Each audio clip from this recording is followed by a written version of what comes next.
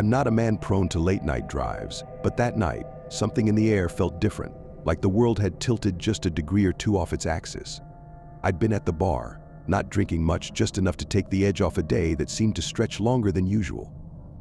You know how it goes, one of those days where the sun hangs in the sky too long, casting long, unnatural shadows that make you feel like something's watching you. But I digress.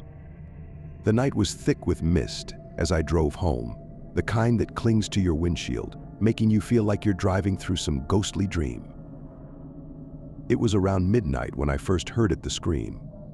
A woman's voice, shrill, desperate, cutting through the quiet of the woods that flanked the road. It wasn't the kind of scream you hear in movies, all staged and dramatic. No, this was real. It was raw. It was the kind of scream that gets under your skin, sinks into your bones, and stays there. I should have kept driving. Any sensible person would have kept driving. But there was something in that scream, something that pulled at the frayed edges of my conscience. I've never been the hero type, not really, but I couldn't just ignore it. So I pulled over, killing the engine, and the silence that followed was almost as loud as the scream had been. The woods loomed on either side, dark and forbidding. Trees twisted together like gnarled hands, branches creaking in the faint breeze. The scream came again, closer this time, and I felt a chill that had nothing to do with the night air. I grabbed my flashlight from the glove compartment, the beam slicing through the darkness like a knife. "Hello," I called, my voice swallowed by the trees. No answer, just the rustle of leaves, the distant call of an owl. "Hello? Are you hurt? I'm here to help." Again, that scream, but this time it was different. It was as if the woods themselves had taken the sound and twisted it, distorted it into something wrong. It echoed around me, bouncing off the trees, making it impossible to tell where it was coming from. I stepped off the road, my feet crunching on the underbrush. The flashlight beam wavered as I moved deeper into the woods, casting strange, shifting shadows that played tricks on my eyes. Every few steps I'd pause, listening, trying to orient myself. But the scream, always that scream, kept moving, leading me further and further into the darkness. The air grew colder the deeper I went, a biting chill that gnawed at my skin. My breath fogged in front of me, and I couldn't shake the feeling that I was being watched. The trees seemed to close in around me, their twisted limbs reaching out like skeletal fingers. I should have turned back. Every instinct screamed at me to turn back, but I couldn't. I was too deep in by then, physically, yes, but also mentally. I was hooked, caught by some invisible line that pulled me forward. The scream came again, but this time it was behind me. I spun around, the flashlight beam cutting through the darkness, but there was nothing. Just trees and shadows. The scream came again, closer now, too close. My heart hammered in my chest, each beat a drum of panic. I turned and ran, my feet slipping on the damp leaves, branches whipping at my face.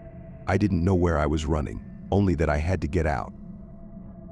But the thing about the woods is that they don't let go so easily. The trees seemed to shift around me, confusing my sense of direction. No matter how far I ran, the scream followed, always just out of reach, always behind me.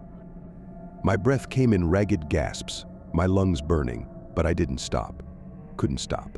The scream was in my head now, echoing, reverberating, driving me to the brink of madness. And then, just as suddenly as it had started, the screaming stopped. The silence was deafening, a heavy, oppressive thing that pressed down on me. I slowed to a stop, every nerve in my body on edge, listening, waiting. But there was nothing. No scream, no rustle of leaves, not even the distant call of that damned owl. Just silence. I stumbled out of the woods, onto the road, my legs trembling, my heart still pounding in my chest. I glanced back, half expecting to see something, but there was nothing there. Just darkness, thick and impenetrable. I stood there for a long moment, trying to collect myself, to make sense of what had just happened. But my mind was a jumbled mess, thoughts colliding with each other, refusing to settle. I drove home in a daze, the night closing in around me like a shroud. I barely slept, the scream echoing in my head, a haunting refrain that refused to be silenced. The next morning, the news was full of it. A woman's body had been found in the woods, not far from where I'd stopped. The details were scarce, but the implication was clear. She'd been dead for hours, maybe even before I heard the first scream. I try not to think about it too much, about what might have happened if I'd kept going, if I'd ventured deeper into those woods. But the truth is, it's always there, lurking in the back of my mind. The scream, the way it twisted and echoed through the trees, the feeling of being watched. Some nights, when the wind howls outside and the shadows stretch long and thin, I hear it again, that scream. And I wonder if maybe I didn't escape the woods after all.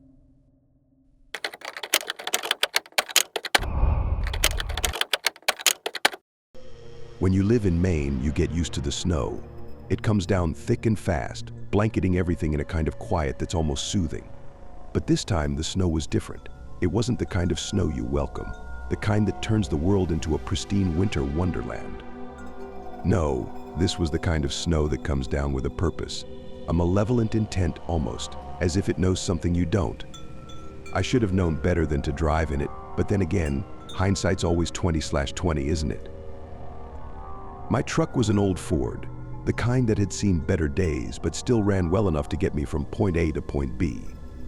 The heater worked, the engine hummed like a contented cat, and the tires, well, the tires were another story. They were balder than a cue ball, and I'd been putting off getting them replaced, thinking I could squeeze a few more miles out of them. Big mistake, huge. It was late, later than it should have been for me to be out on a road like that. The wind howled, whipping the snow across the windshield like a living thing, and the headlights barely cut through the thick curtain of white. The road was deserted, no cars, no streetlights, nothing but the endless stretch of darkness ahead of me and the oppressive white all around. Then, as if to mock my ill-preparedness, the truck gave a sputter, a cough, and then died right there on the road. Just like that. The engine quit, the lights went out, and the heater stopped blowing.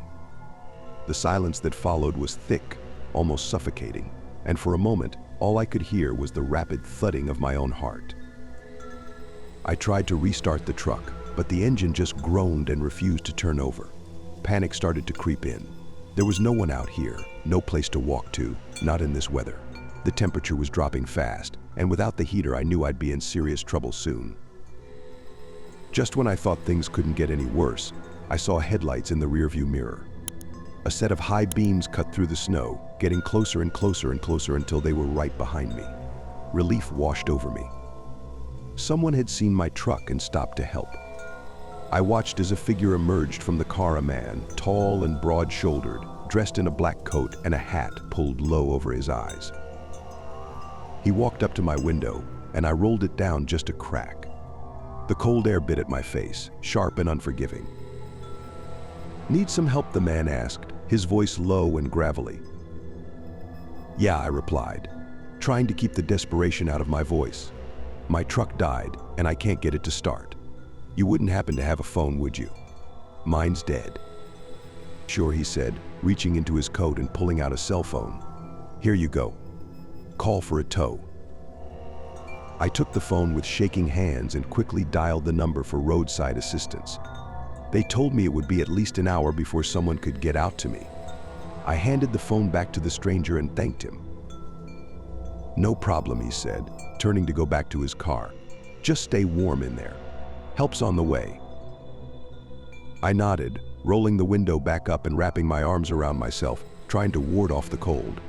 The man got back into his car, and I watched as his headlights disappeared into the swirling snow. For a moment I felt a flicker of hope. But then, as the minutes ticked by and the cold seeped deeper into my bones, that hope began to wither. The road was still empty, the snow still falling thick and fast.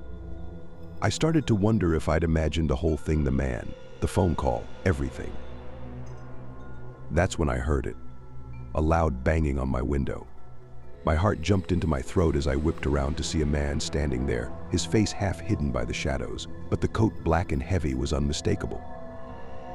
I rolled the window down just a fraction, the icy air rushing in. "Can you help me?" he asked, his voice now urgent, almost pleading. "I'm stranded out here. Please let me in." Something was off, though. The voice wasn't quite right. And the way he stood there, leaning in close to the glass, made my skin crawl.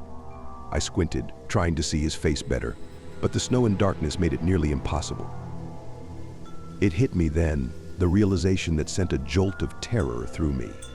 The man outside my window, the one asking for help, looked just like the guy who'd handed me the phone not 10 minutes earlier. Same coat, same build, but something was wrong terribly, horribly wrong.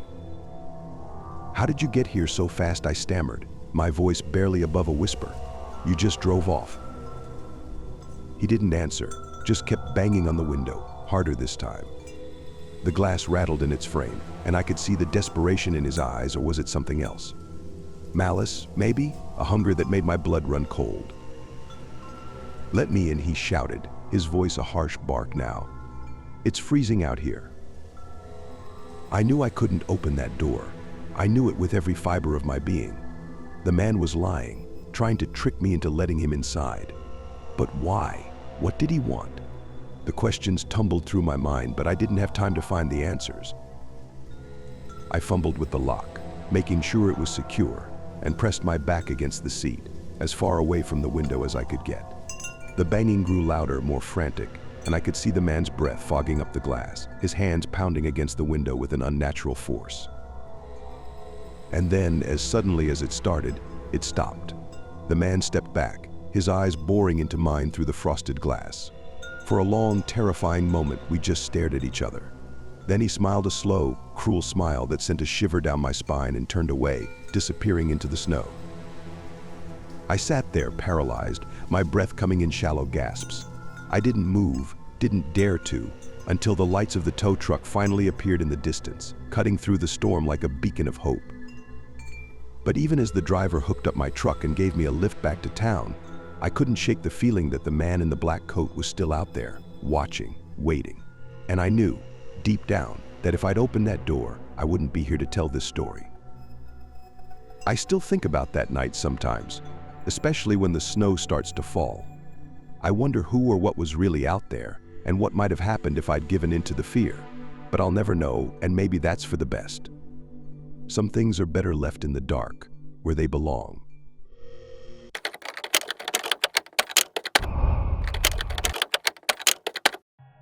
It started as a night like any other, a date night. We were just two kids looking for a little adventure, nothing more. The kind of harmless fun that makes you feel alive when the rest of the world seems to be sleepwalking.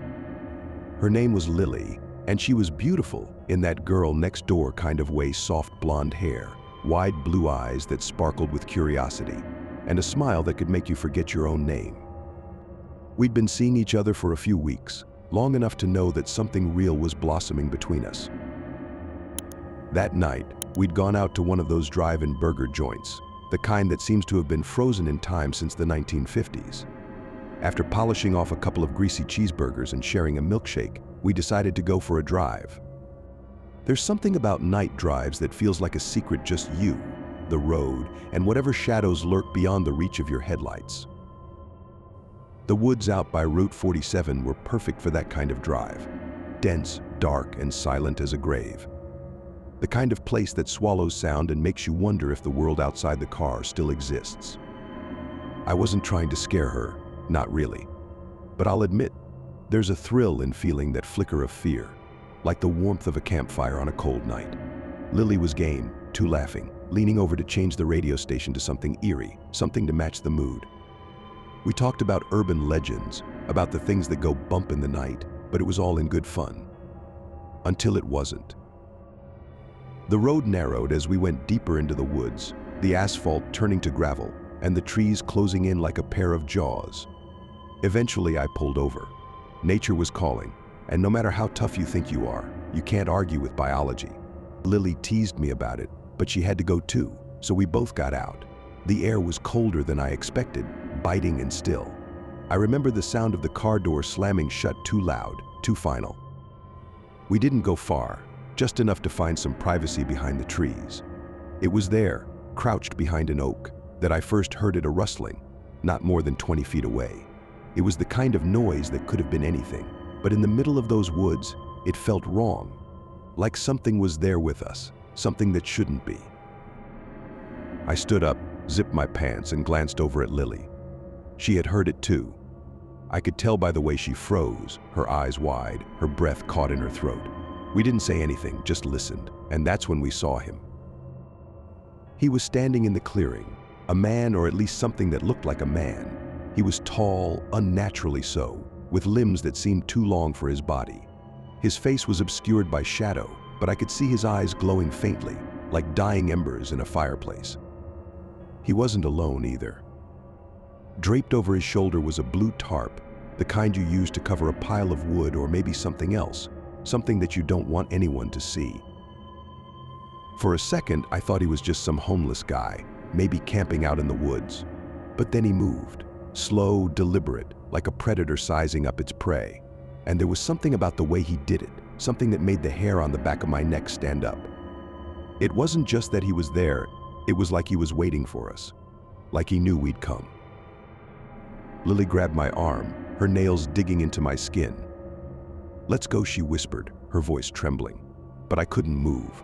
I was rooted to the spot, staring at the man with the blue tarp.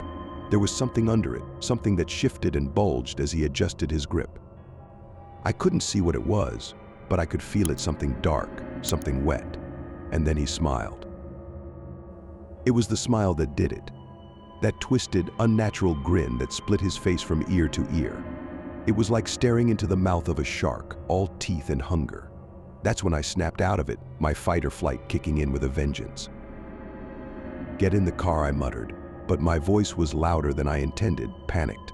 "Now." We ran, no, we bolted. I could hear Lily's breath coming in ragged gasps beside me, her footsteps pounding against the earth. But behind us, there was nothing, no sound, no movement, just the heavy silence of the woods. And that was worse, far worse.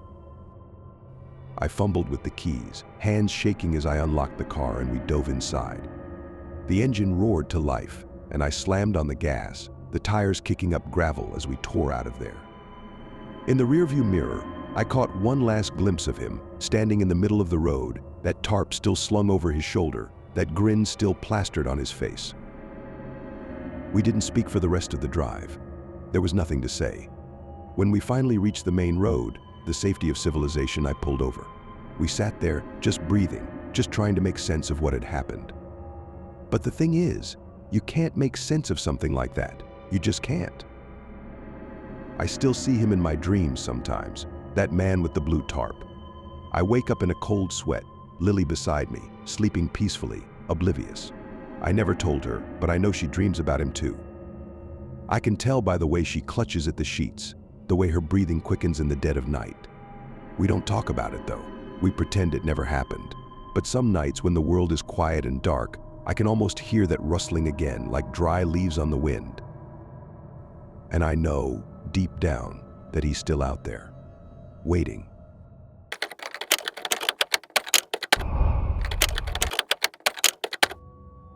The night was like a thick, inky blanket, wrapping the world in an unnatural silence. The road stretched ahead of us, a dark ribbon of asphalt that seemed to disappear into nothing. The only light came from the car's headlights, cutting through the night like knives, but beyond that, there was only darkness. The party had been loud, chaotic, full of laughter and bad decisions. The kind of night that left you feeling hollow, even as it buzzed with a fake sense of life. We were driving home now, trying to shake off the remnants of that artificial joy, when Daniela's voice cut through the silence. "I really need to go," she said, her voice tight with urgency. "Can we stop?" We all knew that tone.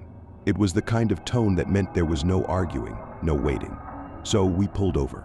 The crops were tall, towering over us like silent sentinels. They whispered in the wind, a soft, eerie sound that sent a shiver down my spine. Daniela hopped out of the car, muttering something about not being long, and then she was gone, swallowed up by the darkness. Minutes ticked by, each one feeling longer than the last. At first, we joked about it, how she must have found a better party out there in the corn. But then the laughter died, replaced by a creeping sense of unease. "She's taking too long," I said, voicing the worry that had been gnawing at me. "Someone should go check on her." Sarah and I exchanged a glance. No one wanted to say it, but we were all thinking the same thing. Something wasn't right. We climbed out of the car, leaving the others behind, their faces pale and anxious in the glow of the dashboard light. The crops rustled as we pushed through, the sound growing louder with every step, as if the plants themselves were whispering warnings. Daniela Sarah called out, her voice trembling slightly. "Where are you?" No answer. Just the endless rustling of the crops. We kept walking, the darkness pressing in on us from all sides. The air was thick, heavy with the scent of earth and something else, something metallic and sharp. And then we saw him. He was just standing there, a shadow among shadows, but there was something off about him. His clothes were tattered, hanging from his thin frame, like they were borrowed from a corpse. His eyes, God, I'll never forget those eyes. They were too bright, too intense, like headlights cutting through the dark. He was watching us, waiting. "Who are you?" Sarah demanded, her voice stronger than I felt. "Have you seen our friend?" He didn't answer, just stared at us with those piercing eyes. And then, with a slow, deliberate movement, he stepped aside. I didn't want to look, but something made me. Maybe it was instinct, maybe it was some twisted need to know. Daniela was lying on the ground, half hidden by the crops. Her face was pale, her eyes closed. There was blood on her forehead, a dark, sticky mess that glistened in the dim light. My stomach turned, a wave of nausea crashing over me. Daniela Sarah dropped to her knees beside her, frantically checking for a pulse. I could hear the panic in her breathing, feel the fear seeping into my bones. But all I could do was stare at the man, at the way he stood there, so calm, so still. It was like he was waiting for something, waiting for us to understand. He'd done this. I knew it in my gut, in the way you just know things sometimes, without any evidence or logic. He had hurt her, attacked her, and now he was standing there, like it was the most natural thing in the world. I wanted to scream, to demand answers, but the words were trapped in my throat, swallowed by the fear that had rooted me to the spot. Sarah was shaking Daniela now, pleading with her to wake up, but Daniela didn't move. She was breathing, thank God, but it was shallow, uneven, like she was fighting to hold on to consciousness. "Help me get her up." Sarah's voice was shaky, but determined. She wasn't ready to give up, not yet. But even as we lifted Daniela, even as we started dragging her back toward the car, I couldn't stop thinking about that man. He hadn't moved, hadn't said a word. He just stood there, watching us, his eyes burning with some cold, inhuman light. We stumbled back to the car, Daniela's weight heavy between us. The others rushed out to help, their faces a mix of fear and confusion. What happened? Is she okay? They bombarded us with questions, but we didn't have answers. We just wanted to get out of there, to put as much distance between us and that man as possible. We piled into the car. Daniela slumped in the back seat, her head resting on Sarah's shoulder. No one said anything as we sped off, the tires kicking up dust as we left that dark road behind. But I couldn't shake the feeling that we hadn't really left, that somehow a part of us was still out there, trapped in those crops, with that man and his terrifying silence. And in the pit of my stomach, I knew it wasn't over. Not by a long shot.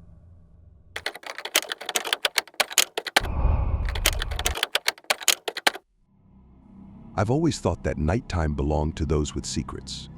The inky blackness wraps around you like a cloak, concealing your thoughts, your fears, and sometimes your sins. And in that darkness, you could almost convince yourself that the world was simpler, that you weren't just one wrong turn away from disaster. Almost. It was past midnight, and I was on that lonely stretch of highway, the one that seemed to stretch endlessly into nothingness. The road was empty, save for my headlights slicing through the thick, velvety dark. There was something comforting about the monotony of it all, just me, the hum of the engine, and the road. It was like the world had shrunk to just that narrow ribbon of asphalt, the rest of it slipping away into the void.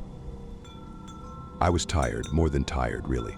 Bone weary, the kind that makes your eyelids heavy and your thoughts slow. But home wasn't far now, just another 30 miles or so, and I'd be in my bed, away from the shadows that seemed to creep just out of sight, teasing the corners of my vision. And then I saw the flashing lights up ahead, red and blue, cutting through the night like knives. They blinked in and out, casting strange, jagged shadows across the road. My first thought was that it was some sort of accident, maybe a deer, maybe someone had swerved to miss it and lost control. But as I got closer, I realized it was a checkpoint. I should have been relieved, but instead, a sliver of unease wormed its way into my gut. A sobriety checkpoint out here? In the middle of nowhere? It didn't make sense. I was miles from the nearest town, and the road was as empty as a graveyard. Still, I slowed down, letting the car coast toward the figure standing by the side of the road. He was tall, dressed in the dark uniform of a state trooper, a wide-brimmed hat casting his face into shadow. His hand was raised, motioning for me to stop. I hesitated, just for a second, but then common sense kicked in. Better to cooperate, I told myself. Better to get this over with and get home. I pulled over to the side of the road, the gravel crunching under my tires. The man stepped closer, and as he did, I caught a glimpse of his face. Pale, almost waxy, like a mannequin's. His eyes were hidden beneath the brim of his hat, just two dark hollows that seemed to drink in the light. He tapped on my window with one gloved hand, the sound sharp and insistent. I rolled it down, the cool night air rushing in, carrying with it the scent of pine and something else, something metallic and faintly sour. "Evening, officer," I said, trying to keep my voice steady. "Is there a problem?" He didn't answer right away. Instead, he just stared at me, his lips curled into a tight, humorless smile. "Routine checkpoint," he said finally, his voice low and smooth, like oil sliding over glass. "Just making sure everyone's driving safe tonight." There was something off about him, something that made my skin prickle. I couldn't put my finger on it, but it was there, lurking just beneath the surface. Still, I forced a smile, trying to ignore the growing sense of unease. "Of course, officer. Anything you need."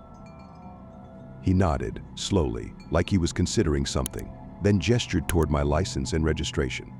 I handed them over, the paper trembling slightly in my hand. He took them, his fingers brushing against mine, cold as ice. As he examined the documents, I took a moment to really look at him. His uniform was wrong, somehow.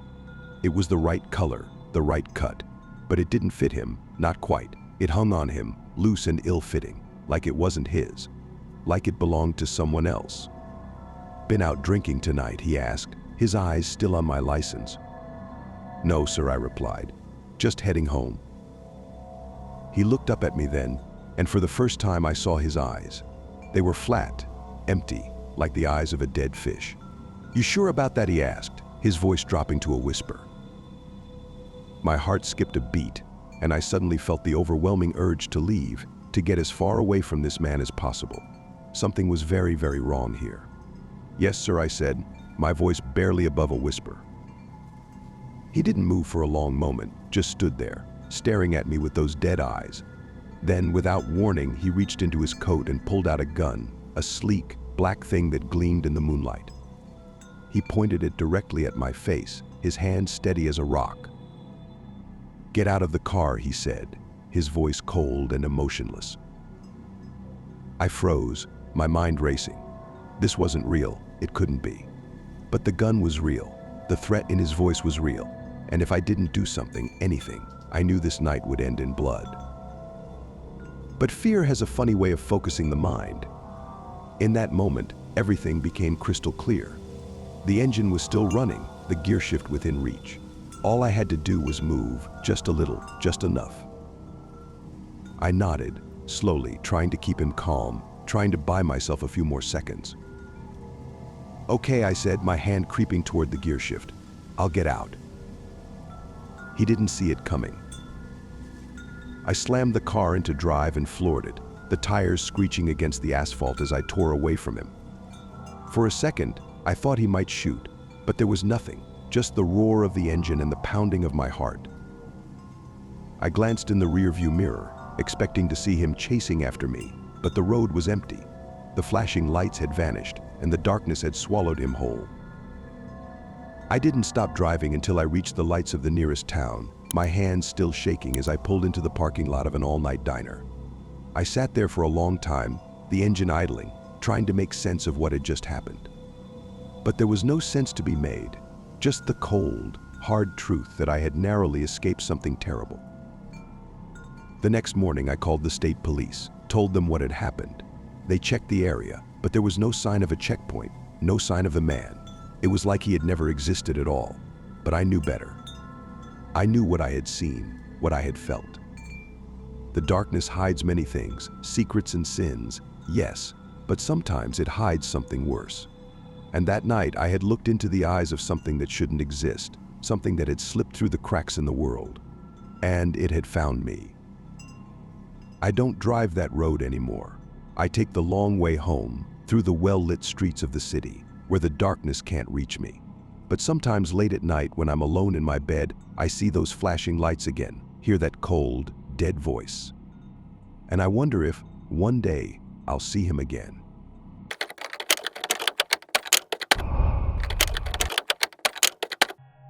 The night had draped itself over Vermont like an inky shroud, and the road stretched ahead in a black ribbon, endless and uninviting. I'd been driving for hours, my car's engine humming along in a comforting purr until, with a sputter and a groan, it conked out. The needle on the gas gauge had sunk to empty, and I was left stranded on this lonely stretch of asphalt. If you've ever been stuck in the middle of nowhere, you know that the silence is thick, almost suffocating. I tried the engine again, just to hear that god-awful click, click, click, click, click of an engine that refused to start. It's a sound that digs deep into your gut, something primal that warns you you're alone, really alone.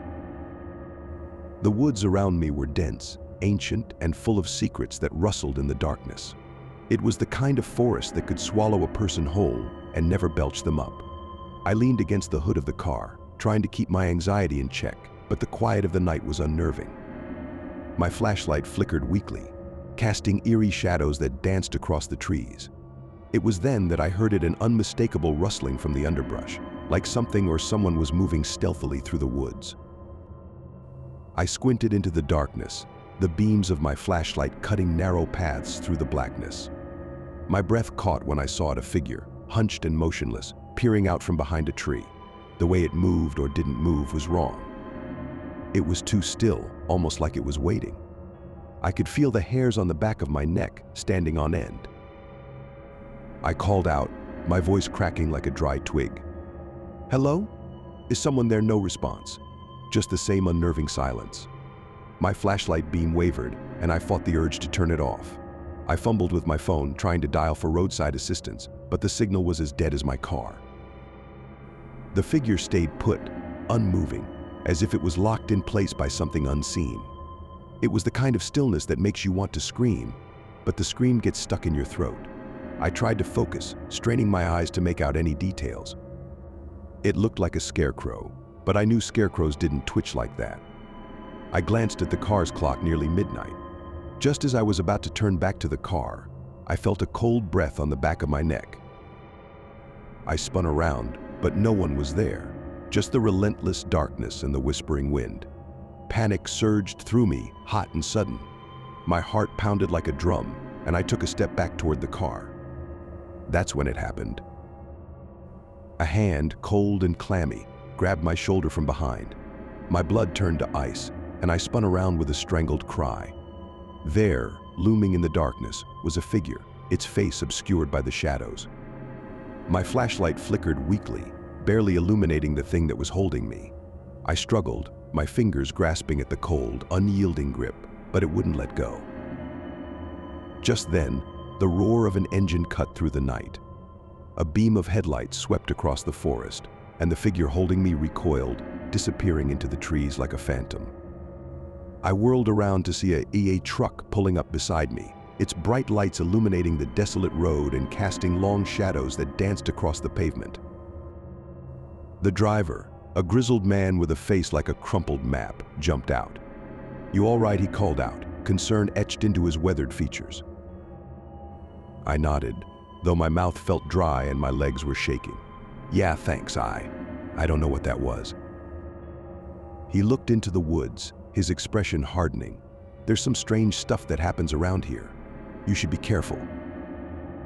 I didn't argue. The AA truck's engine roared back to life, and the driver got to work, hooking up my car. As he worked, I couldn't shake the feeling that I was being watched. Every rustle of the leaves, every crack of a twig made me flinch. I wanted nothing more than to get away from that cursed stretch of road. When the car was finally ready, I climbed into the passenger seat of the tow truck, my heart still racing. The driver glanced at me with a knowing look. "You're not the first to have a night like this around here," he said, his voice low and gravelly. As we drove away, the woods receded into the distance, but the lingering feeling of dread stayed with me. I kept glancing in the rearview mirror, half expecting to see that figure following us. The road twisted and turned, leading us away from that place, but I knew one thing for sure: some places are best left unexplored, and some figures are better left unseen.